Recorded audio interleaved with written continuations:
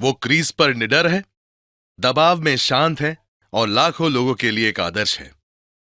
नमस्कार और स्वागत है आपका live your best life unscripted में, जहां हम उन कहानियों में गोता लगाएंगे जो लचीलेपन, प्रदर्शन और उद्देश्य के बारे में। आज हमारे साथ कोई ऐसा है जो न केवल मैदान पर एक स्टार है, हालांकि वो एक प्रतीक है ताकत, फोकस और शालीनता का भी। स्मृति मंधाना सिर्फ एक जर्सी पर लिखा नाम नहीं है, वो एक आंदोलन है। रूढ़ियों को तोड़ने से लेकर रिकॉर्ड बनाने तक वो एक आधुनिक एथलीट और अपनी कहानी की बागडोर संभालने वाली एक आत्मविश्वासी युवा महिला होने के अर्थ को सिर्फ परिभाषित कर रही है।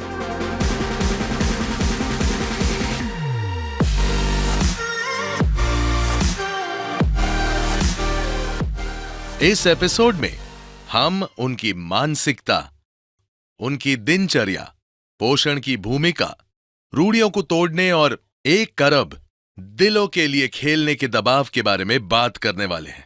आइए स्कोरबोर्ड से परे इनिंग्स में उतरते हैं। स्मृति, शो में आपका स्वागत है। तो स्मृति, आप बस अभी श्रीलंका से लौटी हैं और मुबारकबाद हो आपको। इंडिया ने त्रिकोणीय श्रृंखला जीत ली है और 342 था फाइनल का स्कोर। हाँ, मुझे ऐसा लगता है। मेरा मतलब मैं आंकड़ों में अच्छी नहीं हूँ, लेकिन हाँ, मुझे लगता है ये पूरे टूर्नामेंट में एक अच्छा टीम प्रयास था। अच्छी बल्लेबाजी की, अच्छी फील्डिंग की, अच्छी गेंदबाजी की। गर्मी के मामले में वहाँ की परिस्थितियाँ कठिन थी, लेकिन मैं खुश हूँ कि टीम ने वापसी की। हाँ, और आपने वास्तव में प्रेरणादायक काम किया। फाइनल में शतक मारा। तो कैसा लगा? मुझे लगता है कि मुझ में भावनाओं के साथ कुछ दोष है। मैं भावुक इंसान नहीं हूँ, बस खुश हूँ कि टीम के लिए काम पूरा कर सकी। मुझे लगता है कि ये सबसे खुशी की बात है कि हमने मैच जीता और मुझे अच्छा लगा। पहले 4 मैचों में मुझे शुरुआत मिली थी, लेकिन मैं उसे बड़े स्कोर में नहीं बदल सकी, इसलिए मैं खुद से थोड़ी निराश थी। तो खुश हूँ कि मैं फाइनल में उसे बदल सकी। उस पर बधाई हो, ये वास्तव में प्रेरणादायक था। स्मृति, आप पता है लाखों लोगों को प्रेरित कर रही है। मुझे ये बताइए कि आपको ये कब समझ आया कि अब बस क्रिकेट ही है और यही मेरा भविष्य होने वाला है? आई थिंक मम्मी के पेट से। मैं अपने घर पर यही मजाक करती हूँ कि मेरे पिताजी क्रिकेट के बहुत बड़े प्रशंसक हैं। उन्होंने क्रिकेट खेला है। वो वास्तव में चाहते थे कि हम दोनों, मैं और मेरा भाई, क्रिकेटर बने।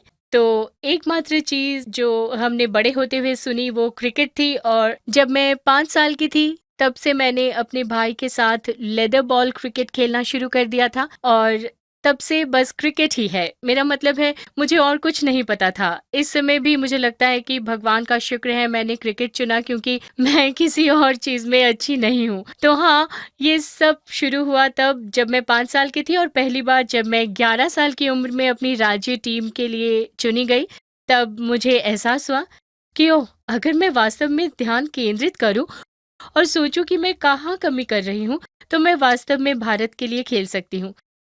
मेरे माता-पिता का ये सपना था कि हम में से कोई भारत के लिए खेले। मैं खुश हूँ कि मैं कर पाई। बहुत बढ़िया। तो आपने भी टेनिस बॉल से ही क्रिकेट खेलना शुरू किया था, है ना? हाँ, मेरा मतलब है, हाँ, मैंने गली क्रिकेट खेला है। मेरा मतलब है, कौन नहीं खेलता, और एक भारतीय के रूप में हर किसी ने गली क्रिकेट खेला है। बेशक उस समय लड़कियों की संख्या अब की तुलना में बहुत कम थी, तो मैं टेनिस बॉल क्रिकेट खेलने वाली अकेली लड़की हुआ करती थी। हम उसे गली क्रिकेट कहते हैं और मैं वो एक व्यक्ति हुआ करती थी जो दोनों पारियों में बल्लेबाजी करती थी, जो अच्छा था क्योंकि मैं लड़की थी और मैं छोटी थी। तो हाँ, मैंने टेनिस बॉल क्रिकेट खेलना शुरू किया और धीरे-धीरे गेंद को अपना लिया। स्मृति, महिला क्रिकेट ने एक बहुत लंबा सफर तय किया है और आप इसके अग्रिम मोर्चे पर रही हैं। आपने इसका नेतृत्व किया है। मुझे कुछ बताइए, क्या आपने कभी लैंगिक भेदभाव महसूस किया और आपने इसे दूर कैसे किया? सच कहूँ तो मैं झूठ नहीं बोलूँगी, मैं अपने जीवन में अद्भुत लोगों से भी मिली हूँ। जैसे मेरे माता-पिता से लेकर मैंने खेलना शुरू किया और मुझे उतना ही ध्यान मिलता था जितना मेरे भाई को मिलता था। मेरे घर में कभी ऐसा महसूस नहीं हुआ कि एक लड़की का क्रिकेट खेलना एक लड़के के क्रिकेट खेलने से अलग है। यहाँ तक कि जब मैंने सांगली में शुरुआत की, मुझे कभी-कभी लड़की होने के कारण अधिक महत्व मिलता था। तो मुझे अधिक बल्लेबाज़ी मिलती थी, अधिक गेंद मिलती थी क्योंकि मुझे बहुत ध्यान मिलता था। क्योंकि मैं छोटी 5 साल, 8 साल की लड़की थी जो सभी लड़कों के बीच थी, तो मुझे बहुत अधिक बल्लेबाज़ी और वो सब मिलता था। लेकिन निश्चित रूप से धीरे-धीरे आपको बहुत सी चीज़ों के लिए लड़ना पड़ता है। ख़ासकर मुझे लगता है कि शुरुआत में वो बहुत था। मेरा मतलब मैं कहूँगी जैसे 7-8 साल से पहले जहाँ निश्चित रूप से आपको शायद पुरुषों की टीम या किसी और चीज़ से बहुत अधिक माँगना पड़ता था।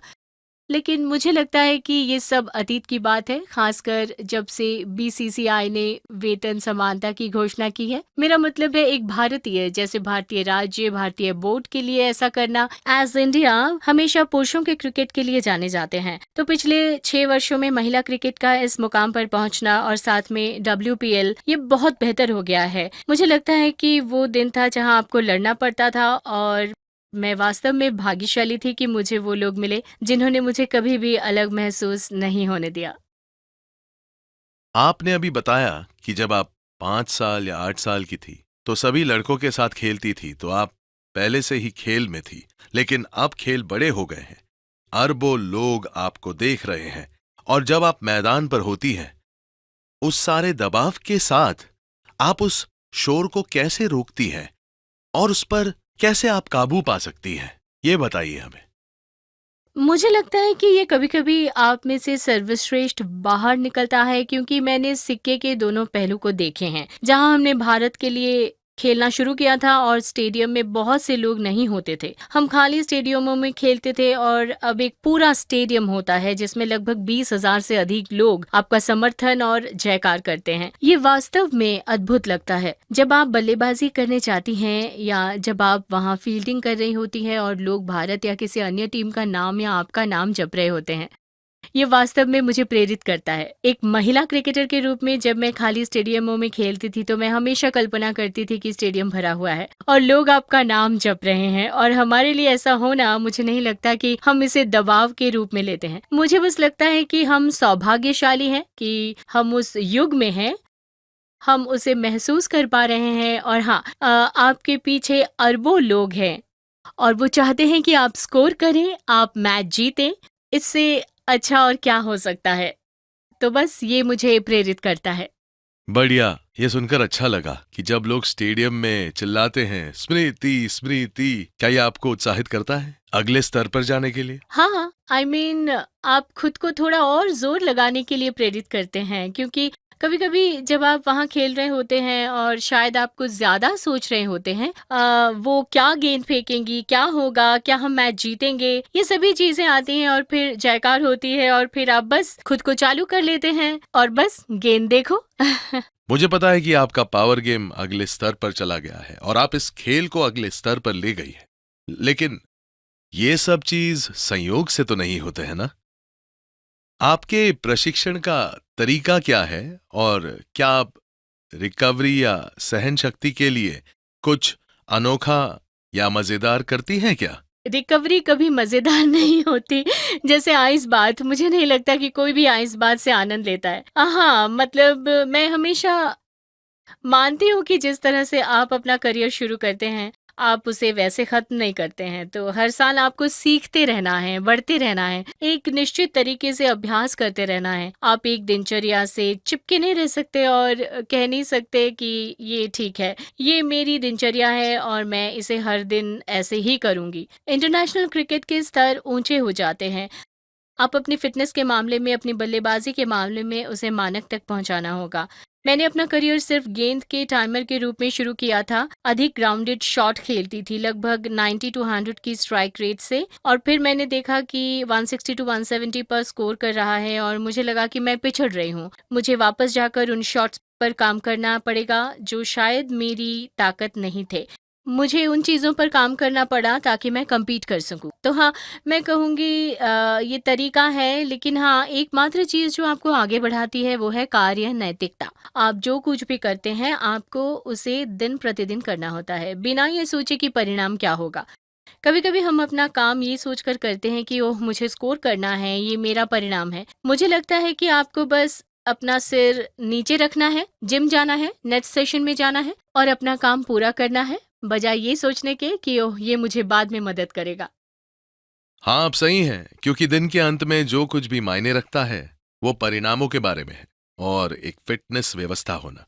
मुझे बताइए, जब आपके पास ये व्यस्त कार्यक्रम होते हैं और भोजन भी पर्याप्त नहीं होता है, तो आप नियमित भोजन, जो साधारण भोजन होता है, और किसी भी सप्लीमेंट के बीच संतुलन कैसे बनाती है?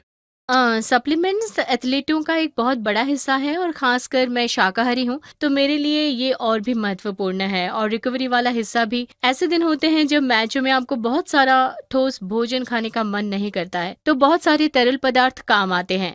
निश्चित रूप से हर्बल लाइफ ये बहुत अच्छा है। हाइड्रेट H24 कुछ ऐसा है जिसे मैं मैचों के दौरान लेना वास्तव में पसंद करती हूँ। और हाँ, अन्य सप्लीमेंट्स भी है हमारे लिए दिन प्रतिदिन एक निश्चित तरीके से रहने, रिकवर करने के लिए, क्योंकि खासकर एक दिवसीय मैचों के बाद अगर आपका लंबा बल्लेबाजी सत्र रहा हो या मैदान पर 8 घंटे का उचित क्रिकेट खेला हो, तो अगले दिन रिकवरी करने के लिए आप अपने शरीर की हर मांसपेशी को महसूस कर सकते हैं।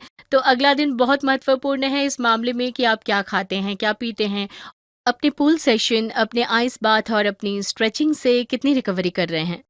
आपने एक बहुत महत्वपूर्ण बात पर जोर दिया, दैनिक रिकवरी और सप्लीमेंट्स की आवश्यकता के बारे में, क्योंकि बहुत से लोग सोचते हैं कि सप्लीमेंट्स मूल रूप से वजन घटाने के लिए या मसल्स को और बड़ा बनाने के लिए है।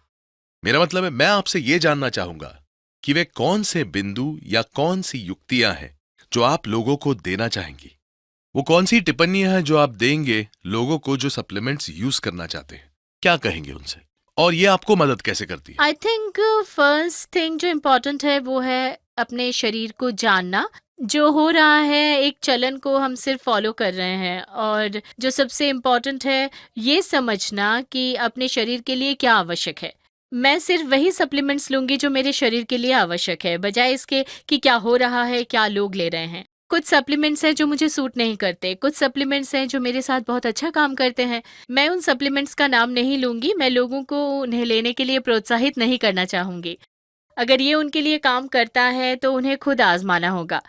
पहली बात बहुत महत्वपूर्ण है अपने शरीर को जानना, और मुझे बस लगता है कि ये एक मिथ है कि सप्लीमेंट आपके साथ ऐसा करते हैं या वजन घटाने के लिए है। ये एक सामान्य स्वस्थ जीवन के लिए भी है। सप्लीमेंट्स वास्तव में महत्वपूर्ण है क्योंकि हमारा आहार जो हम खाते हैं हमें सब कुछ नहीं दे सकता, तो आपको इसे किसी ऐसी चीज से सप्लीमेंट करना होगा जिसकी कमी है। बात यह है कि आपको अपने शरीर को जानना होगा, आपको क्या सूट करता है और क्या सूट नहीं करता है, आपको वही लेना चाहिए, बस और कुछ नहीं। हाँ।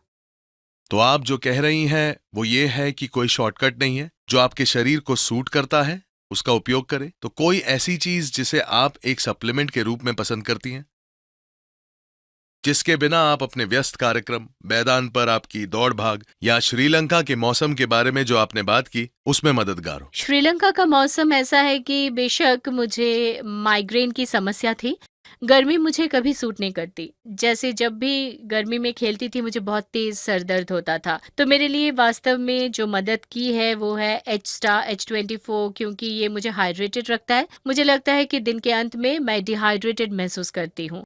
मैं हाइड्रेट महसूस करती हूँ तो मुझे सिर दर्द थोड़ा कम हो जाता है, तो ये मेरा पसंदीदा सप्लीमेंट है जब गर्म परिस्थितियाँ होती है। और कुछ अन्य सप्लीमेंट्स भी हैं जो मैं एक टैबलेट के रूप में लेती हूँ, जिनके बिना मैं नहीं रह सकती, लेकिन ये एक बुनियादी चीज़ें हैं जैसे B12, D3 आप जानते हैं, वो सभी चीज़ें जो मैं लेती हूँ। बहुत अच्छे, ये सुनकर अच्छा लगा। और सप्लीमेंट्स आपकी मदद करते हैं, जैसे आपने माइग्रेन और बाकी सब के बारे में बताया, और हाइड्रेटेड रहना भी मायने रखता है। हाँ, हाँ, निश्चित रूप से। मेरा मतलब आप सिर्फ पानी की बोतल के साथ 40 से अधिक डिग्री में नहीं खेल सकते। आपको खुद को हाइड्रेटेड रखने के लिए कुछ चाहिए। तो कुछ चीज़ें हैं जो निश्चित रूप से हम सभी की मदद करती है, और हर किसी की अपनी बोतल होती है जो उन्हें पसंद है। तो हाँ, उसके बिना हमारे लिए पूरे 8 घंटे टिकना वास्तव में कठिन होगा। स्मृति, आप हमेशा यात्रा करती हैं, प्रशिक्षण लेती हैं, मैच खेलती हैं। वो कौन सा शांत पल है जिसका आप इंतजार करती हैं? या मुझे पूछने दीजिए कि आप खुद को कैसे तनाव मुक्त करती हैं? ये वास्तव में एक अच्छा सवाल है क्योंकि एक एथलीट के रूप में आप हमेशा चलते-फिरते रहते हैं, पैकिंग करते रहते हैं। मैं यही कहती हूँ कि हम हमेशा एक सूटकेस में रहते हैं और दिन का सबसे अच्छा समय मेरे लिए तब होता है जब आप अभ्यास खत्म कर लेते हैं। आप दिन भर के काम से निपट चुके होते हैं और वो 2 घंटे, 2-3 घंटे आपको अपने लिए मिलते हैं। मुझे वीडियो गेम खेलना पसंद है। मैं बहुत बड़ी गेमर हूँ। मुझे फ़िल्म देखना पसंद है। मैं बार-बार फ़िल्म देख सकती हूँ। मुझे वो जगह पसंद है जहाँ कमरे में मैं बस अपने दम पर चीज़ें कर रही हूँ या संगीत की एक अच्छी प्लेलिस्ट सुन रही हूँ और मुझे संगीत बहुत पसंद है। मैं संगीत के बिना कुछ नहीं कर सकती। सुबह उठने से लेकर सोने तक मुझे अपना संगीत चाहिए। मुझे संगीत बहुत ज़्यादा पसंद है। किसी भी तरह का संगीत?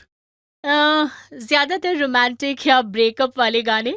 मुझे हमेशा धीमे गाने पसंद आए हैं, मुझे नहीं पता क्यों लेकिन मैं तेज़ बीट्स की बहुत बड़ी प्रशंसक नहीं हूँ। कभी-कभी मुझे वो सुनना पसंद है, ख़ासकर उन मैचों में जहाँ मुझे लगता है मुझे थोड़ा और उत्साहित होने की ज़रूरत है। मैं कुछ गाने सुनती हूँ जो मुझे एक निश्चित तरीके से महसूस कराते हैं। लेकिन हाँ, आजकल मैंने बहुत सारे वाद्य संगीत सुनना शुरू कर दिया है, बस सोने से पहले ज़्यादा नहीं। तो ये बदलता रहता है। ये इस पर निर्भर करता है कि मैं किस मानसिक स्थिति में हूँ। लेकिन हाँ, मेरे पास हमेशा एक स्पीकर होता है, एक कप कॉफ़ी और मैं बस शांति से संगीत सुनती हूँ। ये कुछ चीज़ें हैं जो मुझे बहुत पसंद है। मुझे लगता है ये मेरा व्यक्तिगत स्थान है। अगर कोई इसमें प्रवेश करता है तो मुझे पसंद नहीं आएगा क्योंकि दिन के वे 1-2 घंटे मुझे लगता है कि जब मैं घर जाती हूँ, मैं पूरे समय अपने परिवार के साथ रहूँगी। दिन में वो 1-2 घंटे मुझे बस अपने लिए चाहिए। जीवन के बारे में सोचना या कुछ भी। मैं एक गहरी इंसान नहीं हूँ, लेकिन उन 1-2 घंटों में मैं थोड़ी गहरी हो सकती हूँ और अगर मैं तनाव में हूँ या कुछ और, तो बस एक गेम खेल लेती हूँ। ये मुझे सब कुछ भूलने में मदद करती है। मुझे आपसे एक जानकारी मिली है। आपकी पसंदीदा फ़िल्म है कहो ना प्यार है, और आपने अभी बस बताया है कि आपको रोमांटिक गाने पसंद हैं। तो ये है स्मृति का रोमांटिक पक्ष। देखिए, अगर मैं ऐसा कह सकता हूँ तो। हाँ, हाँ। इसे स्मृति का शांत पक्ष भी कह सकते हैं। हाँ। ठीक है। मुझे बताइए, आप बता रही थी कि आपके व्यस्त कार्यक्रम होते हैं, यात्रा और सब कुछ, लेकिन क्या आपको कोई अद्भुत पल याद है? इन टर्म्स ऑफ यात्रा के दौरान या खेलों के दौरान कोई पागलपन भरा क्षण, पता है, जिसने आपको झंझोड़ के रख दिया, आपको उत्साहित कर दिया? ओह! नहीं, मुझे लगता है मैं पागल नहीं हो सकती। मुझ में एक दोष है। जैसे कि मैंने कहा, मुझे लगता है कि मुझ में बहुत कम भावनाएँ हैं और मुझे नहीं पता कि ऐसा क्यों है। और ये अब भी नहीं है। बचपन से ही मैं कभी भी बहुत उत्साहित या बहुत दुखी नहीं हुई। मुझे बस लगता है कि मेरे बारे में कुछ अजीब है। मैं किसी चीज़ से अभिभूत होने में समय लेती हूँ। मुझे नहीं लगता कि मैं वैसी हो सकती हूँ, तो मेरे लिए कुछ भी सफ़ेद और काला है।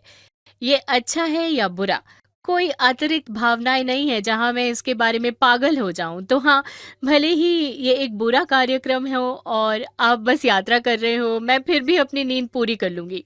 भले ही मेरे पास बस में 1 घंटा हो, मैं सो जाऊँगी। ऐसा नहीं है कि मैंने एक रात बिना सोए बिताई हो। मेरे लिए नींद सबसे महत्वपूर्ण है। अगर मैं 8 घंटे नहीं सोती तो मैं पागल हो सकती हूँ। सही। नींद महत्वपूर्ण है। हाँ, हाँ, पता है, हाँ। ये मुझे एक अगली बात पर लाता है जो मैं आपसे पूछना चाहता हूँ, ये जीवन के बारे में है। पता है, जीवन में हमेशा बड़ी दिनचर्या या उन व्यस्त कार्यक्रमों के बारे में नहीं होता है। ये दिन प्रतिदिन की आदतों के बारे में भी होता है। क्या आप किसी बड़े मैच में जाने पर कुछ विशेष करती हैं? आप खुद को कैसे शांत करती हैं? मेरे पास हर मैच के लिए एक दिनचर्या है। हमारे लिए कोई बड़ा और छोटा मैच नहीं होता क्योंकि मुझे लगता है कि एक बार जब आप भारत की जर्सी पहन लेते हैं, तो वो एक बड़ा मैच होता है। आप इसे ये कहकर अलग नहीं कर सकते हैं कि ओह! ये एक महत्वपूर्ण मैच नहीं है। आप अपने देश के लिए बिल्कुल, बिल्कुल। जो भी मैच खेलते हैं, वो हमारे लिए एक महत्वपूर्ण मैच है। मैं नहीं कहूँगी कि ये किसी अन्य मैच के लिए बदलता है। बेशक घबराहट थोड़ी बढ़ जाती है। कुछ मैच ऐसे होते हैं जहाँ आपकी घबराहट दूसरों की तुलना में थोड़ी अधिक होगी, लेकिन मुझे लगता है मेरे पास एक निर्धारित दिनचर्या है। जब मैं मैच के लिए उठती हूँ, कभी-कभी आपके पास रात के मैच होते हैं, तो दिनचर्या पूरी तरह से बदल जाती है। लेकिन सामान्य समय पर जब हम निकले होते हैं, उससे 2 घंटे पहले मुझे अपना समय लेना पसंद है। मैं किसी भी चीज़ में जल्दबाज़ी नहीं करना चाहती। अगर मैं तैयार हो रही हूँ तो मुझे बस अपना स्थान, अच्छा संगीत चाहिए। फिर मैं ध्यान करने और 10-15 मिनट के लिए अपनी सांस लेने का व्यायाम करने की कोशिश करती हूँ, जो मुझे शांत महसूस कराता है, क्योंकि मैं एक बहुत ही बेचैन व्यक्ति हूँ। जब मैं क्रीज़ पर होती हूँ तो मुझे लगता है कि मैं 10 शॉट मारना चाहती हूँ, जो एक अच्छी बात नहीं है। मुझे खुद को शांत करना पड़ता है। ये कुछ ऐसा है, बस 10-15 मिनट की बात है, बहुत लंबी नहीं है। ये आपको पूरे मैच में शांत रहने में मदद करता है और मतलब 15 मिनट कोई बड़ी बात नहीं, ये मैं हर दिन करती हूँ, एवरीडे। अपने लिए एक पल निकाले, यही आप करती है अगर मैंने हाँ। सही समझा? आई लाइक ब्रीदिंग, लाइक आपकी सांस पर अगर नियंत्रण है तो मुझे लगता है कि आपकी आधी लड़ाई जीती जा चुकी है। मुझे ऐसा लगता है और ये हालिया विकास है जो मैंने महसूस किया है कि अगर आप ऐसा करते हैं तो आप बहुत ही शांत हो जाते हैं। मैं एक शांत व्यक्ति थी, लेकिन यह आपको एक अलग तरीके से शांत बनाता है और आपके दिमाग को बहुत अधिक स्पष्ट करता है। स्मृति, आपको समय समय पर नेतृत्व की भूमिकाओं में भी कदम रखना पड़ा है और हर किसी की अपनी शैली होती है। तो जब आप एक नेतृत्व की भूमिका में कदम रखती हैं या जब आप एक टीम को नेतृत्व दे रही होती है, तो आपकी शैली क्या है? वो क्या संदेश है जो आप एक लीडर के रूप में देना चाहेंगी? आई थिंक कोई विशेष शैली नहीं है। आप ये नहीं कर सकते कि मैं ये हूँ और मैं एक निश्चित तरीके से नेतृत्व करती हूँ, क्योंकि आई थिंक क्रिकेट एक टीम खेल है, हर खिलाड़ी अलग है। मैं एक ही तरह से अलग-अलग खिलाड़ियों से बात नहीं कर सकती। जैसे अगर मुझे किसी के साथ सख्त होना है, तो मुझे उस विशेष व्यक्ति के साथ सख्त होना होगा, लेकिन किसी और को कुछ और चाहिए, तो मुझे वो करने में सक्षम होना चाहिए। तो एक नेता के रूप में सबसे बड़ी बात है लचीला होना, और दूसरी बात ये कि आप क्या चाहते हैं इसके बारे में ना सोचें, बल्कि ये सोचिए कि वे क्या चाहते हैं और फिर निश्चित रूप से उस तरह का संतुलन बनाए रखें, जहां आप दोनों एक ही पृष्ठ पर आते हैं। क्योंकि मुझे लगता है अगर मैं कहूँ कि ओह! आपको ये करना है, आपको वो करना है, तो वो उस डर से कर सकते हैं, लेकिन वो इसमें अपना दिल नहीं लगाएँगे। लेकिन अगर एक ही लाइन पर आते हैं, तो वो अपने दिल से काम करेंगे। ये मेरे नेतृत्व के रूप में बहुत बड़ी बात है। मुझे ये समझना होगा कि वो मुझसे क्या चाहते हैं। ये समझना होगा कि उनसे मैं क्या चाहती हूँ, और फिर हम एक ही ऐसी जगह पाते हैं जहाँ हम दोनों सहमत होते हैं। और संचार वाला हिस्सा, मुझे संवाद करना और समझना बहुत पसंद है कि क्या हो रहा है। कुछ दिन ऐसे होते हैं जब आपको सख्त होना पड़ता है, कुछ दिन होते हैं आपको बस कहना पड़ता है कि लड़कियाँ ठीक है, हार गए ठीक है, कोई बात नहीं, आपको चीज़ों को संतुलित करना होगा। आप बस एक निश्चित तरीके से नहीं हो सकते। तो मैं ये नहीं कहूँगी कि मेरे पास एक नेतृत्व शैली है। ऐसे दिन होते हैं जहाँ मुझे अलग तरह से चुनना पड़ता है। ऐसे दिन होते हैं जहाँ मुझे उन्हें बुलाकर कहना पड़ता है कि ये सही नहीं है, खुद को आगे बढ़ाना होगा। तो ये बदलता रहता है और यही सबसे बड़ी बात है। तो आप जो कहने की कोशिश कर रही हैं या जो संदेश दे रही हैं, वो ये है कि एक लीडर के रूप में आपको सुनना चाहिए, आपको संवाद करना चाहिए और अपनी टीम के बीच संतुलन बनाना चाहिए और सभी को एक ही लक्ष्य और एक ही मकसद की तरफ ले जाना चाहिए। हाँ, और एक ही लक्ष्य और एक ही दृष्टिकोण उनके अपने तरीके से। कभी-कभी क्या होता है, हमारे पास एक दृष्टिकोण और एक लक्ष्य होता है और हम कहते हैं ठीक है, आपको हमारा अनुसरण करना चाहिए, लेकिन द परिणाम लक्ष्य समान है और उनके पास लक्ष्य तक पहुंचने की अपनी यात्राएं हैं। तो मैं इसके साथ ठीक हूँ। तो उन्हें उस लक्ष्य तक पहुंचने के लिए मेरे द्वारा अपनाए गए उसी रास्ते का अनुसरण करने की आवश्यकता नहीं है। गोल सेम होना चाहिए। हाँ हाँ, समझ सकता हूँ। हाँ, हर किसी के अपने तरीके होते हैं, हर किसी की अपनी तकनीक होती है। किसी को भी जाकर ये कहने की ज़रूरत नहीं कि ठीक है, मुझे उनका बदलना है, लेकिन निश्चित रूप से लक्ष्य महत्वपूर्ण होना चाहिए और लक्ष्य टीम के लिए एक होना चाहिए। फिर आप उस तक कैसे पहुँचते हैं, ये आप पर है। मैं उसमें नहीं आऊँगी। बढ़िया, बहुत बढ़िया स्मृति। इन दिनों एथलीट केवल मैदान पर ही नहीं होते, पता है उन्हें बहुत पहचान मिल रही है। उसके साथ ही उन्हें बहुत सारा अटेंशन मिलता है सोशल मीडिया या ऑनलाइन प्लेटफॉर्म पर भी। मुझे बताइए, क्या ये मजेदार है? क्या ये तनावपूर्ण है? और आप उस सारी स्पॉटलाइट का प्रबंधन कैसे करती है जो आपको ऑनलाइन मिलती है? मुझे नहीं लगता कि मैं खुद को इतनी गंभीरता से लेती हूँ। समस्या तब होती है जब आप खुद को बहुत गंभीरता से ले रहे होते हैं। लोग आपके बारे में कुछ भी कहते हैं, आपको अच्छा और बुरा महसूस कराते हैं। मुझे पता है मैं परफेक्ट नहीं हूँ, कोई भी परफेक्ट नहीं होता है। तो मेरे अच्छे दिन भी होंगे, मेरे बुरे दिन भी होंगे और अगर कोई मेरी तारीफ़ कर रहा है और मैं कह रही हूँ, ओह वाओ! कोई आलोचना कर रहा है और मैं सोच रही हूँ, ये ऐसा कर सकते हैं, वो वैसा कर सकते हैं। आई मीन ये गलत है। भारत में हर कोई जानता है और सोचता है कि क्रिकेट खेलने का एक निश्चित तरीका है, ख़ासकर एक क्रिकेटर होने के नाते। तो उनके अपने विचार हैं, लेकिन मैं इसे अपने दिल पर नहीं लेती क्योंकि ये एक ऐसी जगह से आते हैं जहाँ वे अधिक भावुक होते हैं। वो देख रहे होते हैं, वे समर्थन कर रहे होते हैं। अगर आप अच्छा नहीं कर रहे हैं तो निश्चित रूप से वे उतने ही आहत होते हैं जितने हम आहत होते हैं। तो वे जो कहना चाहते हैं वो कह सकते हैं। बेशक कई बार ऐसा हुआ है जब लोगों ने कुछ चीज़ों के साथ इसे बढ़ा-चढ़ा कर पेश किया है, लेकिन मैं इसे इतनी गंभीरता से नहीं लेती। मेरे लिए तो बस ये एक नॉर्मल चीज़ है। क्या आप एक सोशल मीडिया पर्सन हैं? क्या मैं ऐसे दिखती हूँ? नहीं, मेरा मतलब है मैं उतनी अच्छी नहीं हूँ, मुझे पसंद है। बेशक मैं झूठ बोलूँगी अगर मैं कहूँ कि मैं इस पर नहीं जाती। मैं जाती हूँ और मुझे मीम्स और रील्स और उन सभी चीज़ों को देखना पसंद है। मैं इसे अपने सभी दोस्तों को भेजती रहती हूँ, जो संबंधित होते हैं। जैसे कुछ छोटे कद के व्यक्ति की रील्स, लंबे कद के व्यक्ति की रील्स और फिर भी मैं ये सब भेजती रहती हूँ। लेकिन हाँ, ऐसा नहीं है कि मेरा जीवन सोशल मीडिया पर है। मैं जो दिखाना चाहती हूँ लेकिन ऐसा नहीं है, मैं अपने दिन में जो कुछ भी करती हूँ वो सोशल मीडिया पर है।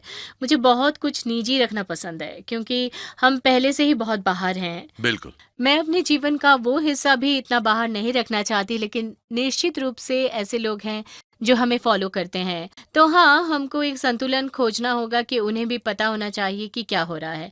लेकिन ऐसा नहीं कि मैं सब कुछ इस पर डालती हूँ। मैं जो वो कहते हैं, जो वो होता है उसे गंभीरता से लेती हूँ, ना प्रशंसा ना आलोचना। मैं इसे बस अपने जीवन का एक हिस्सा मानती हूँ। आप लोगों के कमेंट्स को कैसे मैनेज करती? अगर आप सोशल मीडिया पर कुछ देखती हैं, तो क्या आप उस पहले पे तो काम बहुत करती रोती हैं? थी। सच में? 10 साल पहले, 8 साल पहले कहूँगी। मैं 22 साल की थी और आप नहीं समझते कि क्या हो रहा है और नहीं जानते थे कि आप किस दौर से गुज़र रहे हैं। लेकिन मुझे लगता है कि 5 वर्षों में आप एक ऐसी जगह पर आ जाते हैं जहाँ मैं उस आदमी को नहीं जानती। मुझे नहीं पता कि वो कहाँ से लिख रहा है, दुनिया के किस हिस्से से लिख रहे हैं।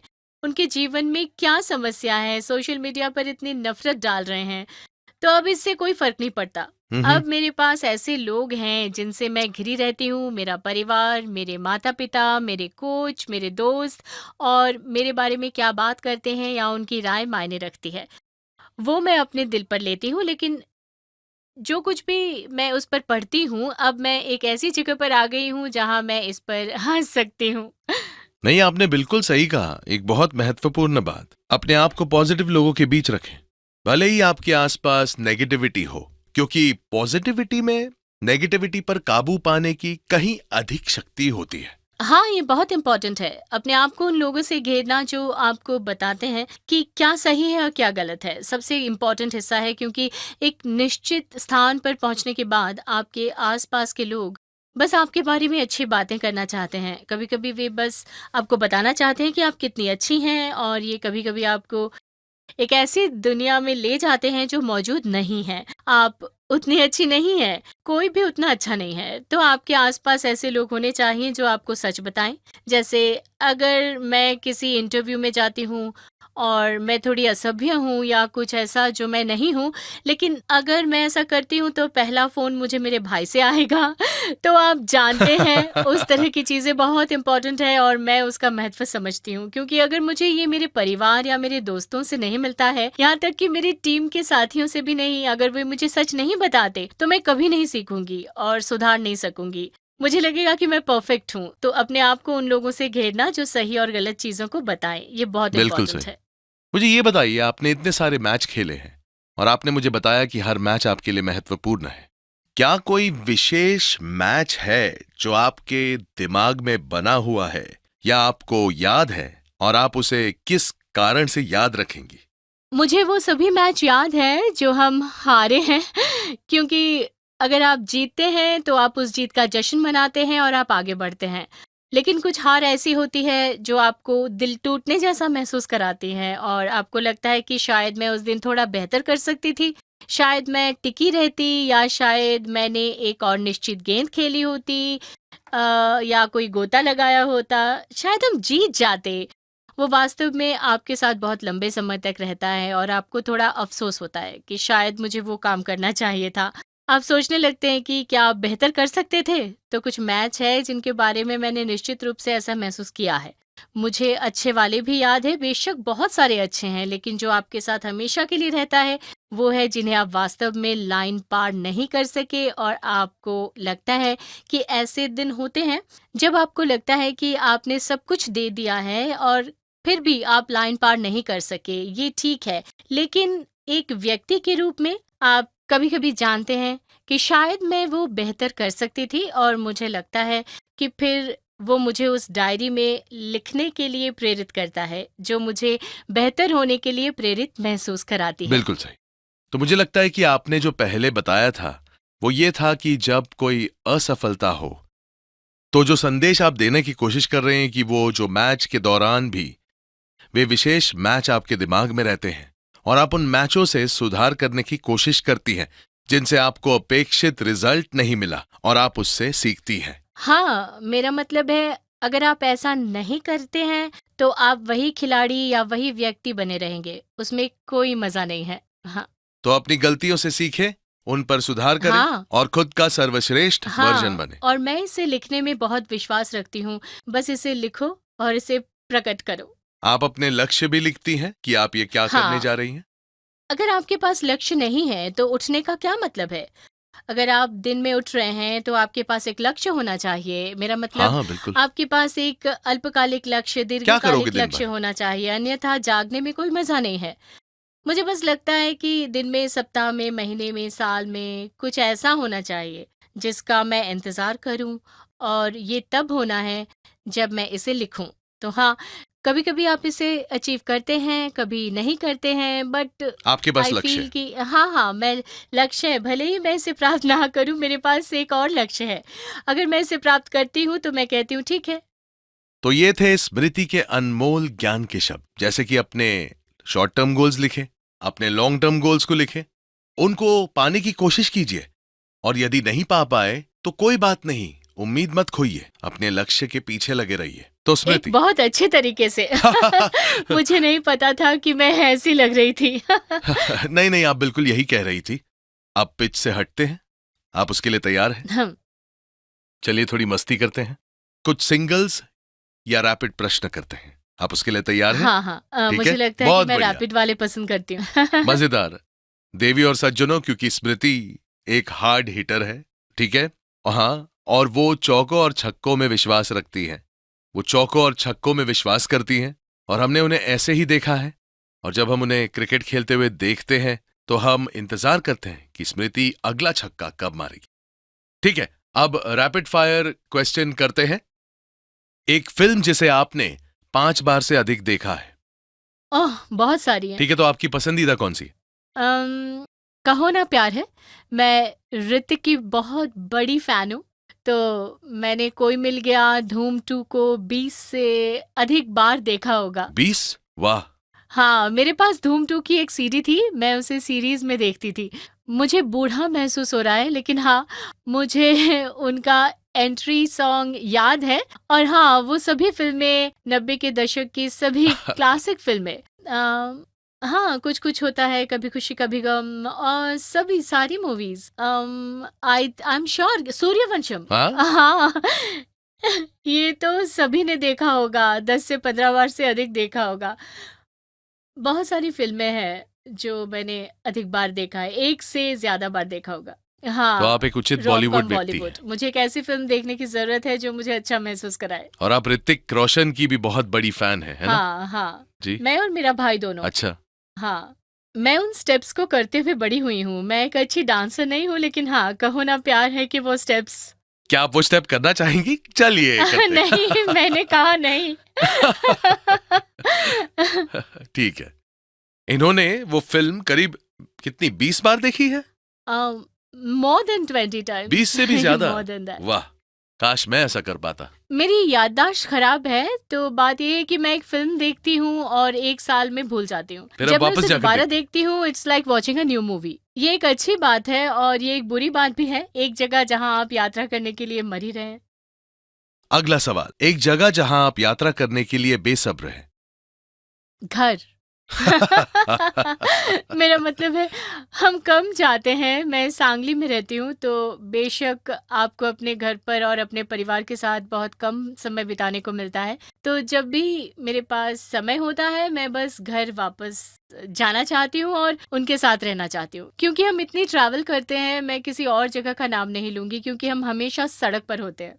देवी और सज्जनों, वो मैदान पर एक हार्ड हिटर है, लेकिन दिल से एक नर्म इंसान है, क्योंकि वो अपने परिवार को याद करती हैं और जैसे ही उन्हें मौका मिलता है वो घर वापस जाना चाहती। ये सुनकर बहुत अच्छा लगा। ठीक है, अगला, एक चीज जिसके बिना आप कभी यात्रा नहीं कर सकती।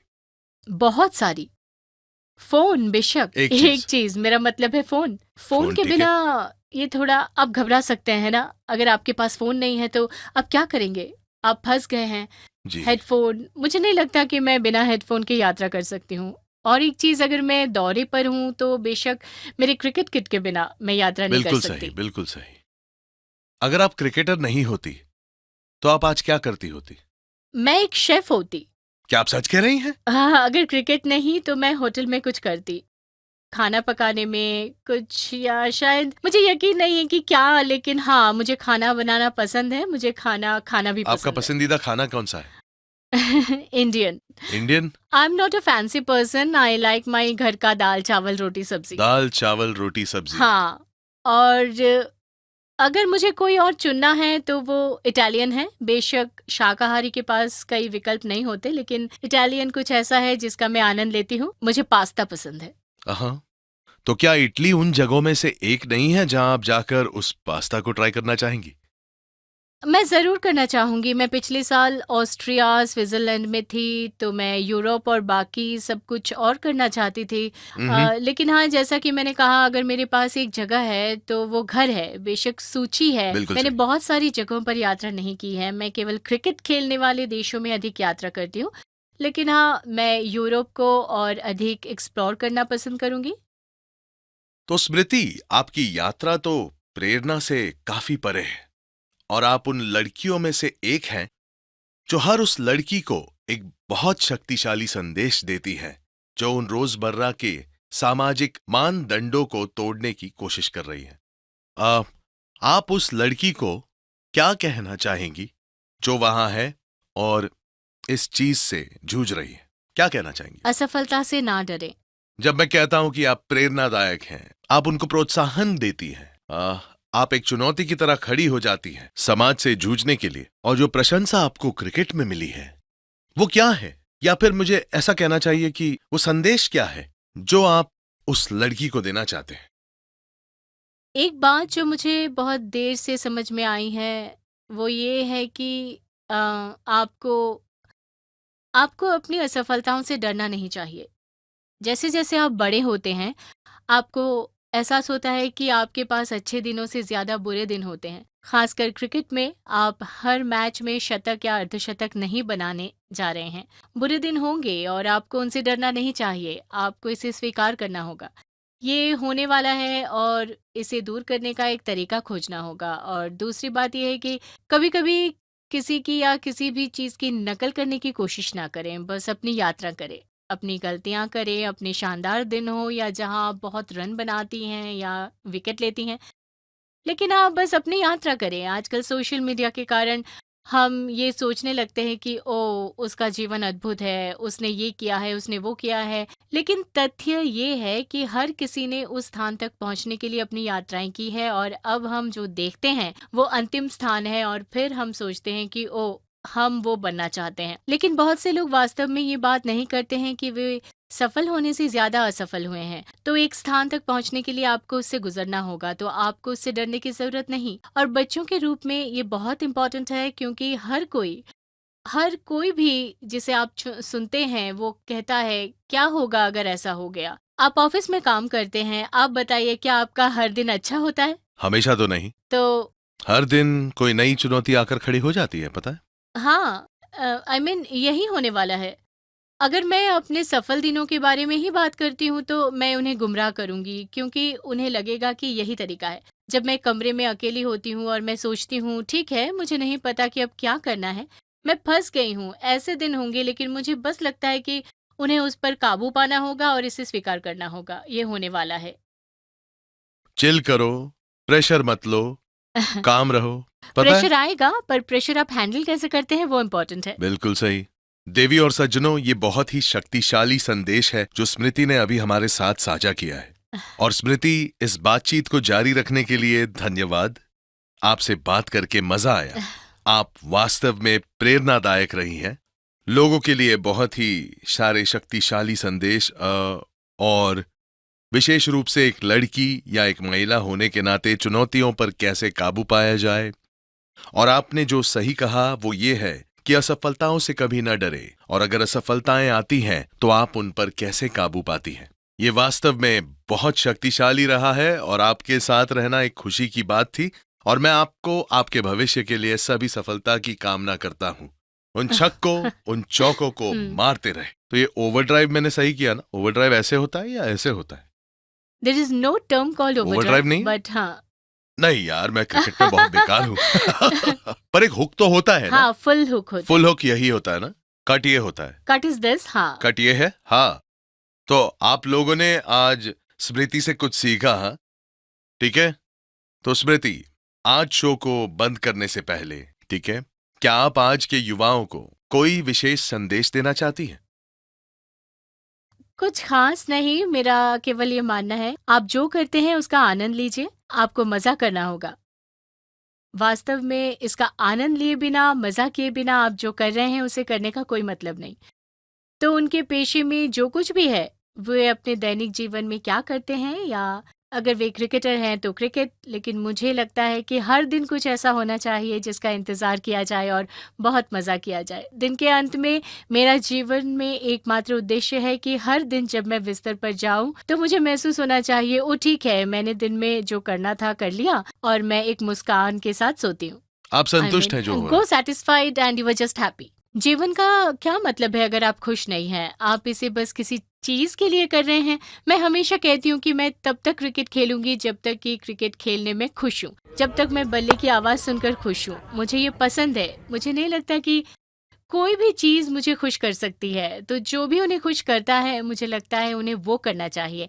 और अगर वो उनकी नौकरी है या कुछ और, तो ये सबसे अच्छी बात है। बेशक हम भाग्यशाली हैं कि हमारा जुनून और पेशेवर चीजें समान हैं, लेकिन अगर ऐसा नहीं है तो खुद को खुश करने के लिए अपना समय निकालें, क्योंकि खुशी के बिना कुछ भी नहीं है।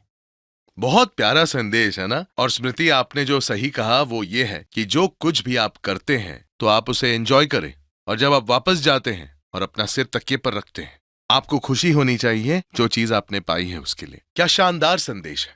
तो स्मृति, इस बातचीत को इतना वास्तविक रखने के लिए धन्यवाद। मुझे आपसे बात करके मजा आया। मैंने सीखा कि ये एक हुक है और ये एक कट है, और भी चीजें आपने बताई। और फिर कभी एक कोई गलत शॉट नहीं खेलूंगा, जैसे जैसे ऑन ड्राइव, ऑफ ड्राइव। ये सब मैं आपको सिखा दूंगी। ठीक है। पता है स्मृति, आपने हमें याद दिलाया है कि प्रदर्शन शक्ति से कहीं बढ़कर है। ये कंसिस्टेंसी के बारे में है, ये देखभाल के बारे में है, ये विश्वास के बारे में है कि अगर आपको खुद पर विश्वास है तो आप कुछ भी हासिल कर सकते हैं और कुछ भी पा सकते हैं। चाहे वो दबाव से गुजरना हो, या अपने शरीर को सही ईंधन देना हो, या पता है संतुलन में एक मास्टर क्लास के माध्यम से यात्रा करना हो। संतुलन, पता है, संतुलन बनाए रखना, पता है, प्रेशर और कामनेस, ये सब कुछ पता है। तो वहां पर सभी के लिए जो भी आप महसूस कर रहे हैं या जो भी चुनौती आपके सामने है, स्मृति के प्लेबुक से एक पेज निकालिए, अपने दिनचर्या पे भरोसा कीजिए, आपके साथ जो लोग हैं उन पर भरोसा कीजिए, और अपनी कहानी लिखने से कभी ना डरे, ताकि जब आप वापस जाएं आप अपना सिर तकिए पर रखें, जैसा कि स्मृति ने कहा, आप संतुष्ट हो और आप अच्छी नींद ले। खैर, अगर ये आपके साथ गूंजता है तो लाइक, शेयर और सब्सक्राइब करना ना भूलें, या हमसे जुड़े रहने के लिए एक कमेंट जरूर छोड़िए। ये था live your best life unscripted. अगली बार तक धरती से जुड़े रहें, निडर रहें और उस जीवन के प्रति सच्चे रहें जो आप चाहते हैं।